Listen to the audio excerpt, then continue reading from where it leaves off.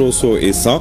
Cet événement majeur de l'église chrétienne évangélique du Mali regroupe des centaines de jeunes du Mali et de l'extérieur. L'édition est placée sous le thème « Pourquoi fuir les passions de la jeunesse ». Voilà pour les titres. Mesdames et messieurs, bonjour et bienvenue aux informations.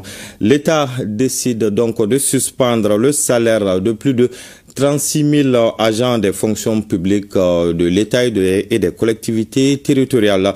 Une décision qui fait suite aux conclusions du rapport du système intégré de gestion des ressources humaines de la fonction publique de l'État et des collectivités territoriales. Les agents en question représentent 4,57% de la masse salariale, soit un manque à gagner estimé à plus de 48 milliards de francs CFA par an pour l'État. Les agents ont encore 3 mois pour se déclarer. Pour plus de détails, écoutons respectivement le ministre en charge de la refondation de l'État, celui chargé de la fonction publique et le ministre de l'économie et des finances. L'État paye des salaires à plus de 158 000 agents, toutes catégories confondues.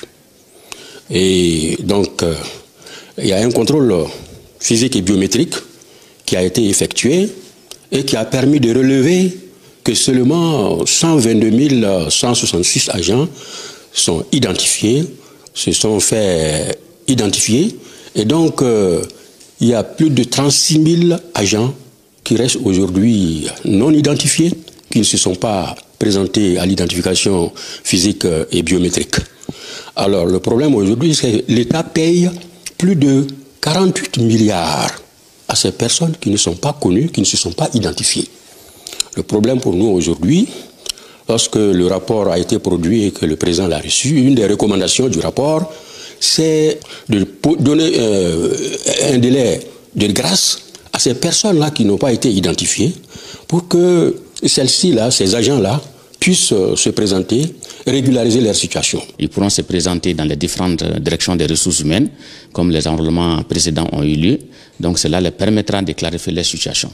À l'issue de cette opération de délai de grâce de 3 mois, qui est annoncée dans la lettre circulaire du 26 août 2025 du ministre de l'économie et des finances, ces salaires-là seront définitivement suspendus et seront considérés comme des agents fictifs. C'est en fait ce qui est demandé.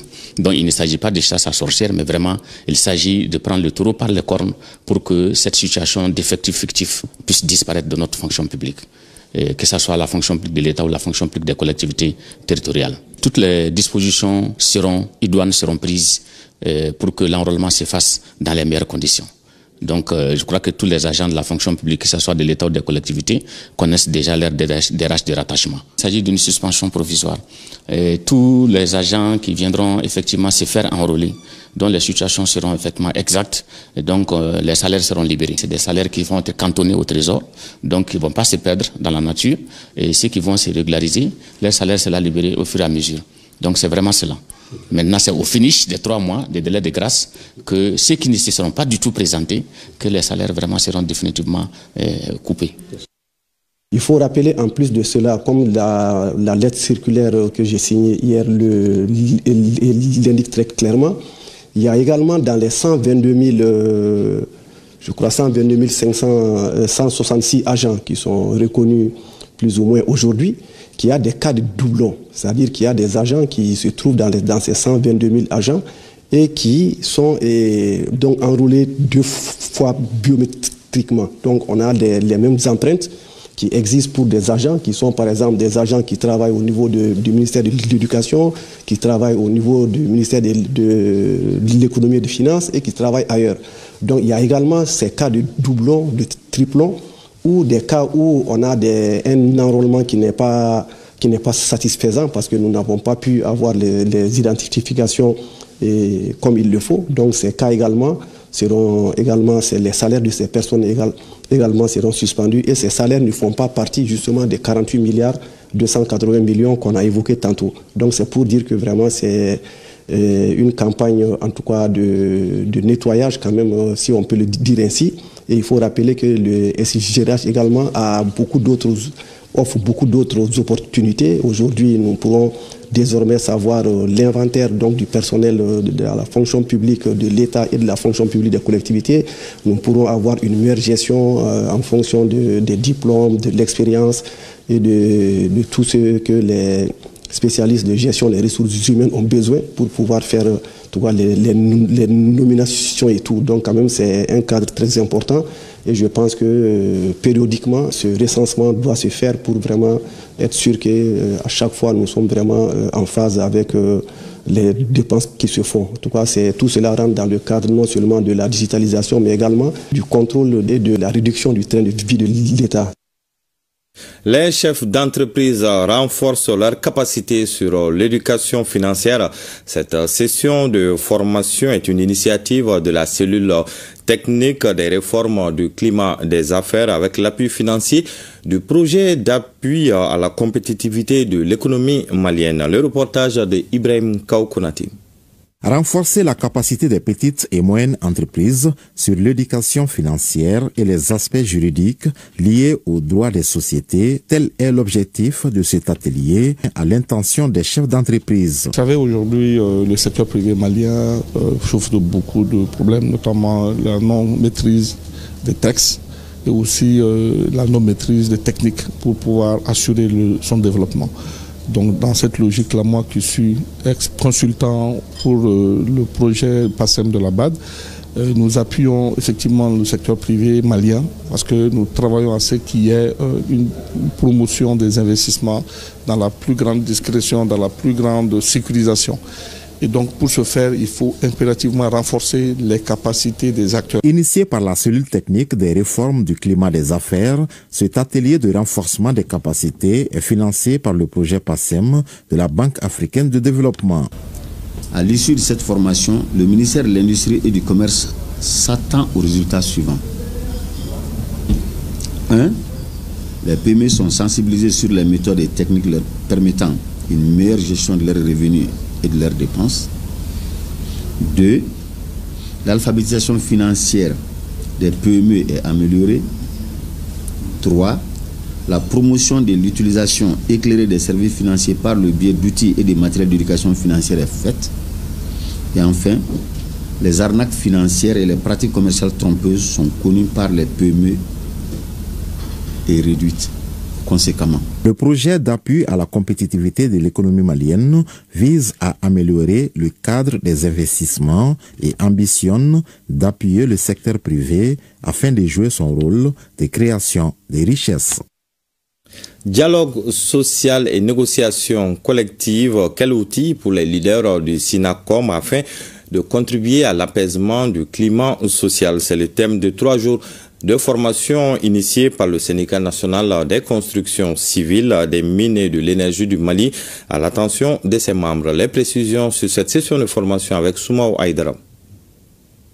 Le SINACOM, syndicat national des constructions civiles, des mines et de l'énergie du Mali, mise sur le dialogue social pour apaiser le climat social. Pendant 2 jours, des leaders syndicaux vont renforcer leurs connaissances sur la législation du travail, les techniques de négociation collective et l'importance du dialogue social dans la prévention et la gestion des conflits.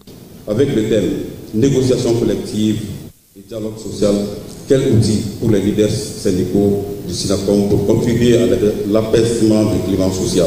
Notre époque étant celle des cerveaux les plus productifs, notre vision est d'amener les travailleuses et les travailleurs, les jeunes et anciens, à être plus ingénieux, plus respectifs des méthodes de travail, plus perfectionnés. Le thème est très évocateur. Le terme est syndical. Pour dire juste que tous syndicalistes que nous sommes,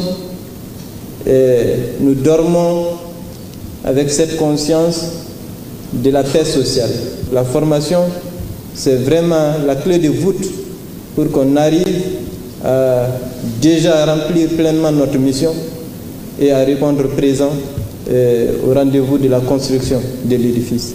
Cet atelier a bénéficié de l'appui du gouvernement allemand à travers la fondation Friedrich Ebert, engagée dans le renforcement des capacités et la promotion du dialogue social. Cette année, nous célébrons les 100 ans de la fondation en Allemagne, mais aussi nos 55 ans de la fondation Friedrich Ebert ici au Mali. Nous travaillons sur la social-démocratie, sur la justice sociale, la participation des citoyens. Au-delà de la formation, le SINACOM entend ainsi jouer pleinement son rôle dans la construction d'un climat social apaisé, gage de stabilité et de développement pour le pays.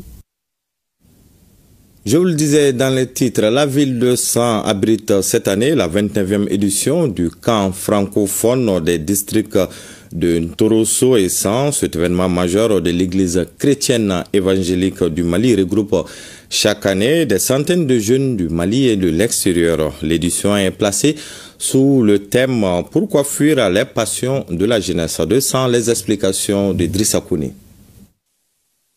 Le camp biblique francophone des districts de Ntorosso et San est à sa 29e édition. Cet événement religieux majeur est une fête de prière, de méditation, de partage et de la parole de Dieu qui regroupe chaque année des centaines de campeurs de l'intérieur et de l'extérieur. Le thème de cette édition, pourquoi fuir les passions de la jeunesse, est plus que jamais interpellateur. Nous savons que la jeunesse fait face à beaucoup de défis par rapport à tout ce que nous vivons, la question de paix et la question des difficultés. C'est pour cela la force que nous avons, au lieu d'utiliser cette force-là pour faire ce qui n'est pas bon, ce qui déplaît à Dieu, nous devons utiliser notre force et notre vigueur pour vraiment faire de la bonne chose et construire notre avenir, mais aussi nous préparer pour vraiment servir notre famille, pour notre bien-être, mais aussi pour servir notre nation et notre société. Au-delà de ces sujets centraux, plusieurs thématiques afférentes à la vie de la jeunesse et de la nation seront abordées. De quoi motiver la plupart des jeunes campeurs à la fleur de l'âge. C'est notre troisième fois de participer à ce camp. Ça concerne la jeunesse, la citoyenneté et puis l'utilisation des excitants. C'est très intéressant. Au sortir de ce camp, j'attends vraiment changer, être motivé, être une bonne citoyenne. Le président de la transition aussi nous a interpellés aussi en tant que jeunes. Nous pouvons impacter notre génération, impacter aussi notre société, être un bon citoyen et aussi être un bon patriote. Des modèles et des citoyens exemplaires, c'est ce à quoi aspire le Mali Koura. La construction de ce nouveau Mali, le Mali Koura comme on le dit, n'est possible sans la contribution de toute la jeunesse, fer de lance du développement. Mais cette jeunesse a besoin d'être formée et préparée pour pouvoir jouer pleinement son rôle dans la construction nationale. Cette rencontre de foi qui regroupe près de 600 jeunes va durer du 25 août au 1er septembre. Un temps de prière pour la nation a sanctionné cette cérémonie de lancement des activités. Du comité régional d'orientation, de coordination et de suivi des actions de développement ont tenu la deuxième session ordinaire du comité à Tombouctou, au centre des échanges, la situation des mises en œuvre des fonds ANICT, du PDRIAS et d'autres projets. Les précisions avec Najim Babasisi.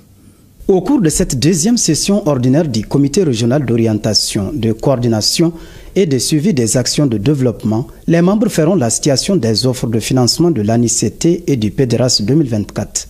La situation de mise en œuvre du plan opérationnel 2025 du Conseil régional de Tombouctou et présenter les perspectives de l'année 2025 tout en présentant les actions de développement réalisées au premier semestre 2025 de certains projets et programmes intervenant dans la région et les perspectives pour 2026. Quant au développement économique régional d'Air, il est essentiellement pour nous une approche inclusive et participative qui encourage la synergie et le partenariat entre les principaux acteurs, collectivités territoriales, services publics et privés, sociétés civiles, partenaires techniques et financiers, sur un territoire donné et qui les met en capacité associée pour concevoir, programmer, orienter et mettre en œuvre une stratégie commune de développement. Les membres saluent l'exécution à hauteur de souhait des recommandations formulées lors de la session précédente. Néanmoins, les défis demeurent le soulagement des populations victimes des inondations dues à la montée des eaux du fleuve une situation récurrente en région de Tombouctou. En raison de l'importance des sujets inscrits à l'ordre du jour, je vous exhorte à une participation assidue et de qualité aux présents travaux en vue de contribuer à l'amélioration des planifications sectorielles, territoriales de la région et de leur mise en œuvre. Cette deuxième session ordinaire a particulièrement enregistré la présence des responsables des structures financières installées à Bamako. En 5e région, l'association Sanabil Mali, en collaboration avec la coordination de l'Union des Médersa arabo-islamiques, vient d'initier une journée de sensibilisation. L'objectif est d'expliquer l'état des lieux des programmes d'enseignement franco-arabe, le nouveau curriculum bilingue franco-arabe élaboré par le ministère de l'Éducation nationale. Les précisions avec Aminata Touri. Cette journée de sensibilisation sur le nouveau curriculum bilingue franco-arabe élaboré par le ministère de l'Éducation nationale a été initiée par l'association Sanabil en collaboration avec la coordination de l'Union des Madersa arabo-islamiques, bureau régional de Mopti, sous la supervision de l'Académie d'enseignement de Mopti. On a des opportunités, mais actuellement, ce n'est pas trop. Être imam, être prédicateur, être marabout, être enseignant, là où nous sommes, c'est insuffisant. Il faut d'autres opportunités. Nous savons que les enfants des médecins, ils sont beaucoup plus intelligents. Mais le programme, c'est essentiel pour que tu puisses profiter de ce que tu as appris. Le nouveau curriculum des madrasa au Mali vise une meilleure intégration des élèves dans le système éducatif et le marché du travail, tout en préservant et en modernisant les savoirs religieux. Selon les organisateurs, il s'agira désormais d'un équilibre entre l'arabe et le français en intégrant les matières scientifiques dans le cursus bilingue. Avec le nouveau programme, les méthodes seront changées. Il y aura la mémorisation du Coran et le Coran sera aussi avec coefficient 3 parce que c'est la base. Mais ce qui concerne maths, physique, chimie, bio, ça sera fait en français.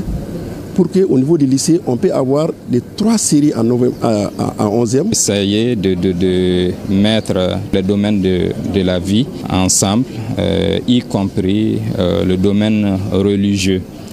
Parce que c'est ça qui manquait dans les anciens programmes. Avec les nouveaux programmes bilingues, je pense que cet aspect est bien élaboré. Je pense que tout le monde adhérera. La journée a été couronnée par des communications à l'endroit des participants.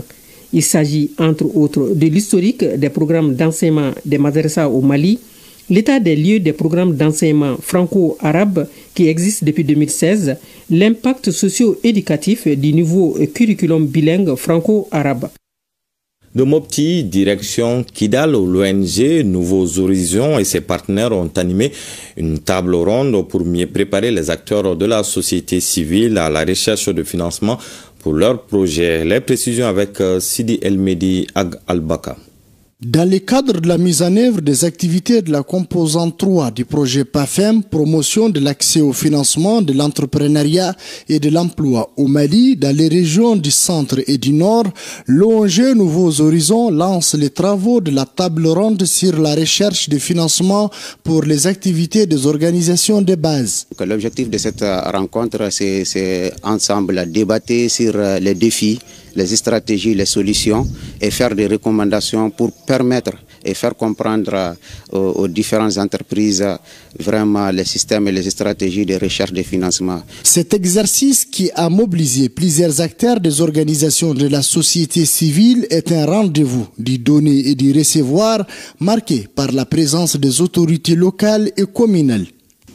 Le but de cette table ronde est de discuter, débattre des enjeux, des stratégies pour mobiliser des fonds, qu'ils soient nationaux, internationaux, multilatéraux et bilatéraux, ou issus d'investisseurs privés, afin de financer les activités des organisations de base. C'est un atelier d'une importance capitale parce qu'il va vous permettre de connaître, n'est-ce pas, les techniques par lesquelles il faut rechercher et mobiliser les financements des projets que vous serez apportés ou qui seraient amenés à apporter pour d'autres qui ne sont pas là, pour les associations, pour les GIE, etc., etc. En somme, au sortir de cette table ronde, les participants ont été suffisamment outillés pour rechercher les fonds sur les plans national et international au profit des organisations de la société civile.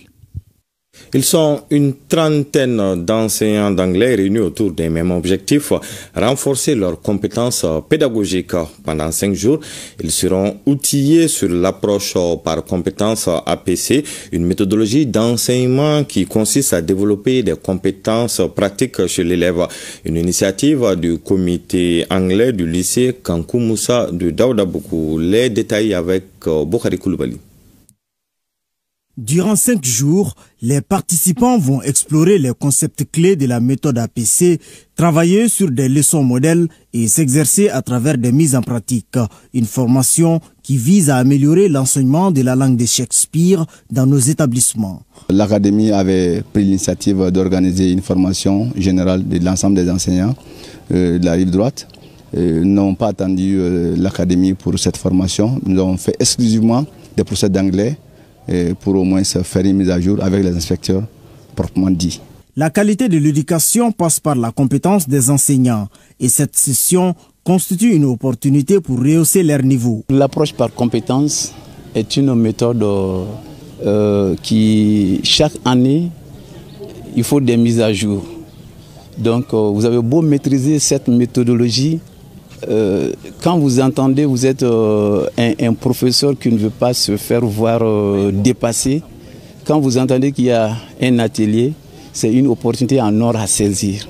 Si nous réussissons le pari de la mise en œuvre de l'APC, nous en récolterons certainement les fruits sur le plan social, le plan politique, le plan pédagogique, le plan économique et aussi sur d'autres plans. À l'issue des travaux, les 34 enseignants devront repartir mieux armés pour transmettre un pas important vers un enseignement de l'anglais plus performant dans nos lycées. Et cette nouvelle avant de se quitter, les artistes Baba Ninkone, Bigini, Bagaga et Mariamba ont bénéficié d'une liberté provisoire aujourd'hui. Le fond du dossier sera jugé pour Baba Ninkone et Mariamba le 29 septembre prochain et le 6 octobre pour Bigini Bagaga. C'est sur cette bonne nouvelle pour les fans de ces artistes que prend fin ce journal. Prochain rendez-vous avec l'information, c'est à 20h avec Barakissa Ouattara. En attendant, passez d'excellents moments en compagnie de nos programmes.